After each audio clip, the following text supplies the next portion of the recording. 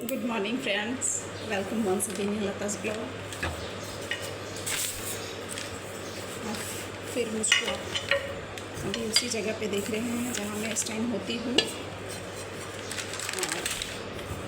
और यहीं से मैं आप लोगों से कुछ इन्फॉर्मेशन शेयर करती हूँ, आप लोगों को कुछ मैसेजेस देती हूँ जो मैंने अपने लाइफ में एक्सपीरियंस किए हैं, वो बातें मैं आप लोगों को बताती हूँ। तो क्या बोलूँ मैं। त्रिशा, बादाम खा ली? स्पैरो है, स्पैरो बैठी है खिड़की पे बातें कर रही है तुमसे। हाँ, बिटिया जो है ये देखिए, मैं कुछ दिखा रही हूँ व्यू अपने घर का। हाँ देखिए, उसको भगाओ मत। मैं देखो उसका, ये देखिए बिटिया जो है स्पैरो से बातें कर रही है, दिख रहा है आप? ये देखिए, ये स्पैरो बैठी है, दिखी? भगा दिया क्या तुमने? हाँ, क्या किधर है? हाँ ये बैठी है ना, दिख रही है, इधर वाले पे बैठी है। ये देखिए, भगा दिया तुमने?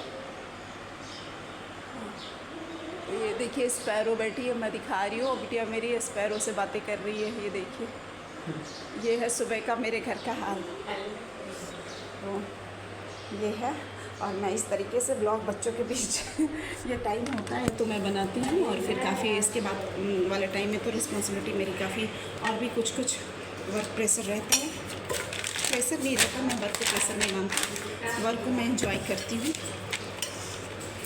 बशर्ते मेरा हेल्थ मेरे को साथ दे।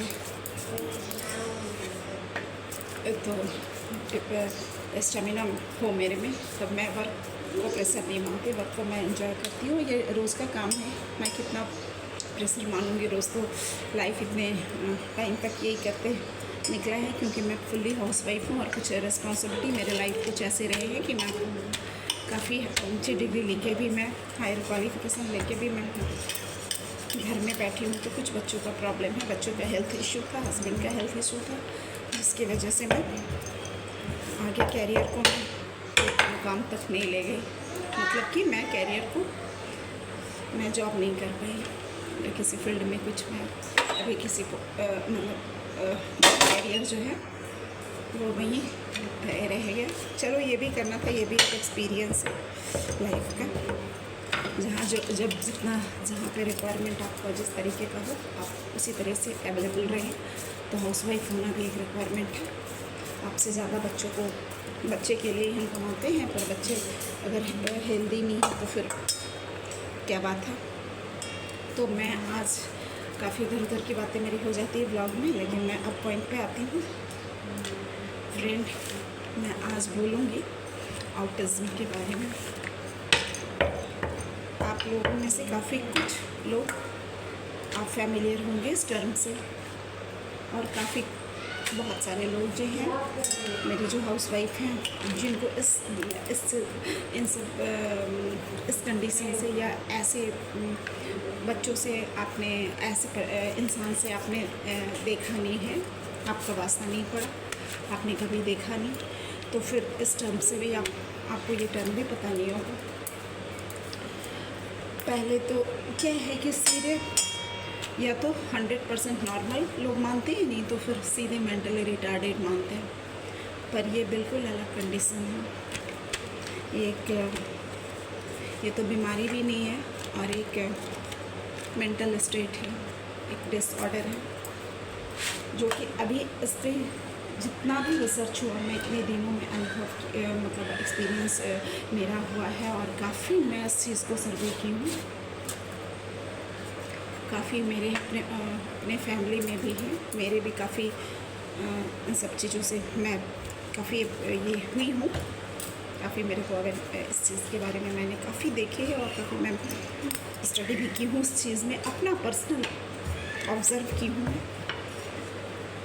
मेरे तो फैमिली में भी है ये चीज़, काफ़ी फैमिली जो है क्लोज़ जो रिलेटिव हैं, उनमें भी मैंने ये सब चीज़ें देखी हैं, ये बातें देखी उनके कुछ बच्चों में। कुछ क्या, एक ही बच्चे तो होते हैं आजकल, तो एक से ज़्यादा कोई रखता नहीं है, और इसमें तो और भी है। कि आपने रिस्क लिया, एक हुआ, और फिर आपने बिना जेनेटिक एनालिसिस, हाँ यहाँ इसमें ये क्या है, ये है जेनेटिक डिसऑर्डर, ऐसे इसको 90% मानते हैं, जैसा कि मैं इस पर स्टडी की हूँ। और जो भी एक्सपर्ट हैं, मेरी जितनी जानकारी, क्योंकि मेरी फैमिली में मेरे यहाँ इन सब ये इस तरह के परिस्थितियाँ बनी, इस तरह के बच्चे, मैंने थोड़ी इसके बारे में स्टडी की। मैंने कुछ बच्चों में ऑब्ज़र्व किया, जो भी बच्चे थे हमारे फैमिली के थे या फिर हमारे थे या फिर कोई भी थे, कुछ तो फ्रेंड, इस पर जहाँ तक मैं जाती हूँ, इन्वायरमेंटल, आपका फैमिली इन्वायरमेंटल फैक्टर भी इन्फ्लुएंस करता है। फैमिली प्रेगनेंसी आप होने के बाद आपका फैमिली इन्वायरमेंट कैसा है, फैमिली किस तरीके से कोऑपरेट कर रहे हैं, कहीं आपको कुछ मेंटल ट्रॉमा तो नहीं हो रहा है, फैमिली में कैसा कोऑपरेशन है, बॉन्डिंग कैसा है, आप बिल्कुल मेंटली हेल्दी हो फैमिली में रह के, ये सब बातें होती हैं, समझ। और कुछ तो जेनेटिक फैक्टर भी होता है। मैं जो जहाँ तक मेरा जो एक्सपीरियंस है और मैंने जो ऑब्ज़र्व किया, मैंने जो स्टडी इस चीज़ में डीपली मैं इस चीज़ को क्योंकि आप समझ सकते हैं कि अगर फैमिली में है तो आप इस चीज़ को आप जानना चाहोगे, और जानना ही पड़ता है, पेरेंट्स को जानना पड़ता है, क्योंकि तब आपके बच्चे को आपको उसका जो भी है थेरेपी लेना या जो भी है वो करना पड़ता है। तो फ्रेंड, इसमें तो एक फैक्टर तो मैं बताई कि जेनेटिक ज़्यादातर कुछ होता है, फैमिली एनवायरनमेंट, कुछ मैंने जो जानकारी ली उसमें ओल्ड एज पेरेंटिंग भी एक फैक्टर है, जबकि ऐसा नहीं है। कुछ काफ़ी इशू, काफ़ी केसेस में मैं देखी हूँ कि एज बिल्कुल नॉर्मल एज में कंसीव किया है, तो वो रिवील करते हैं जो भी जेनेटिक काउंसलिंग होता है, जो भी जेनेटिक एनालिसिस, जहाँ भी जिस भी हॉस्पिटल आप इंस्टीट्यूशन, जहाँ पे मेडिकल इंस्टीट्यूशन, जहाँ पे आप हॉस्पिटल है, जहाँ पे इस तरह की फैसिलिटी है, तो वहाँ आपको बहुत ही सारे टेस्ट से जेनेटिक एनालिसिस के लिए काफ़ी कुछ क्रोमोसोमल एनालिसिस, जो इतनी तरह का टेस्ट होता है, उन सब टेस्ट के लिए आपको भाग दौड़ करना पड़ेगा। सोशल इन्फ्लुएंस ये होता है फ्रेंड, मैं सोशल इन्फ्लुएंस ये बताऊँगी इन सब चीज़ों में। अगर आप बहुत पैसे वाले हैं, क्योंकि काफ़ी पैसा कंज्यूम होता है, आपका टाइम जाता है, फिर आप मिडिल क्लास हो, आप सिंगल पेरेंट अर्निंग है, जो सिंगल अर्निंग आपकी फैमिली में जो सिंगल अर्निंग पर्सन है, उनका जॉब समझ लीजिए इस तरीके से इन्फ्लुएंस होता है, पूरी फैमिली, पूरी लाइफ आप समझ लो अनस्टेबल कंडीशन में जीने वाली बात होती है। मुँह में भी है बेटा, बादाम अभी अपने रखे हैं, कहीं निकाल दी हो बादाम, कहीं निकाल दी, इतना जल्दी तुम नहीं खा सकती, बोलो ना कहाँ निकालेंगे, हाँ वो थी मैं डब्बा में समझ गई। देखिए बच्चों से भी बहुत ये करना पड़ता है, उठी और मैं इसको आलमंड एक्चुअली आलमंड इसको नहीं बात करते करते तो मैं तो ये चीज़ है कि जो कीप क्वाइट। अभी देखिए हमारे बच्चे जो हैं, मेरा ब्लॉग ऐसे ही बनता, कोई टाइम वगैरह नहीं होता, बस जो है ये टाइम होता है, ये मैं करती रहती हूँ, और कुछ बातें मैं जो भी मेरे माइंड में आती है, जो भी मेरे को सोशल जो भी, तो ये चीज़ मैं चूँकि बहुत इस बात पे मैं बहुत सोची हूँ, इस प्रॉब्लम पे, ये जो समस्या है, जिस पेरेंट्स के बच्चे ऐसे होते हैं, मुझको बहुत क्या बताऊँ, दुख तो होता है, पर मैं कहती हूँ कि नहीं, दुख नहीं, बहुत अपने आप को स्ट्रॉन्ग करने का टाइम होता है। तो मैं ये कह रही थी, सोशल इन्फ्लुएंस ये होता है कि आप हर एक जगह जो भी सोशल कुछ गैदरिंग होता है, कुछ आपके सोसाइटी में, आपके फैमिली में काफ़ी कुछ ऐसा होता है, तो आप इन्वॉल्व नहीं हो सकते हो, क्योंकि आपकी responsibility double triple 5 times 10 times बढ़ जाती है। इतना इंगेजमेंट आपका बच्चों में हो जाता है कि आप उन सब चीज़ों के लिए फाइनेंशियली आप एफर्ट नहीं कर पाओगे कि आप किसी सोशल जो सोसाइटी में या फैमिली में जो भी प्रोग्राम जो भी है उसमें इन्वॉल्व फ्रिक्वेंटली होना। फैमिली में जैसा कि हमारे फैमिली, हमारे सोसाइटी में ज़्यादातर कुछ बहुत ही क्या बताऊँ, सेल्फिशनेस वाली बात ये होती है कि वैसे लोगों से भी आप पैसे एक्सपेक्ट करते हो। आप किसके ही शादी, आपकी फैमिली में क्लोज रिलेटिव में शादी हुई, तो हमारे यहाँ एक बहुत ही छोटी सोच ये होती है कि किसने गिफ्ट किस तरीके से दिया, किसके गिफ्ट महंगे हैं, किसके गिफ्ट, ये सब फील करवाया जाता है। बिल्कुल मैं सच्ची बात बता रही हूँ, बिल्कुल आपको मैं सोशल मीडिया पे आके मैं ये बात बिल्कुल सच्चाई से बोल रही हूँ। मैं सबकी 100% सबकी बात नहीं बोल रही हूँ मैं, पर ज़्यादातर ये हमारे सोसाइटी में कि पढ़े लिखे लोग होते हैं, लेकिन अगले का कंडीशन क्या है, उसका शुरू से, तो मैं इन बच्चों के पेरेंट्स की बात बोल रही हूँ कि वो कहाँ से इस मतलब सोसाइटी का जो इस तरीके का जो सोच है उसमें वो कहाँ से ये कैसे कहाँ से किस तरीके से और कैसे वो ये कर पाएंगे। तो ऐसे बच्चों के पेरेंट्स की समस्या होती है। वो भी जो मिडिल क्लास होते हैं, वो भी जो नॉर्मल सा जॉब होता है उस पर उनका सर्वाइवल होता है। तो मैं ये बता रही हूँ कि ये सब जो होता है उसमें काफ़ी पैसे खर्च होते हैं, आपको काफ़ी दौड़ लगानी पड़ती है।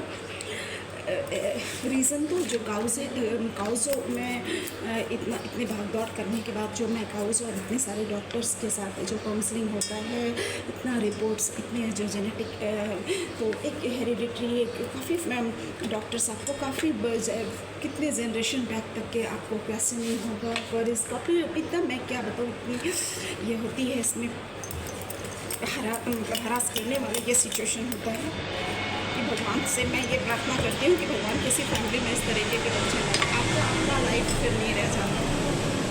तो ये है। और इन्वायरमेंटल जेनेटिक फैक्टर तो 90% वैसे बताते हैं। पेरेंटल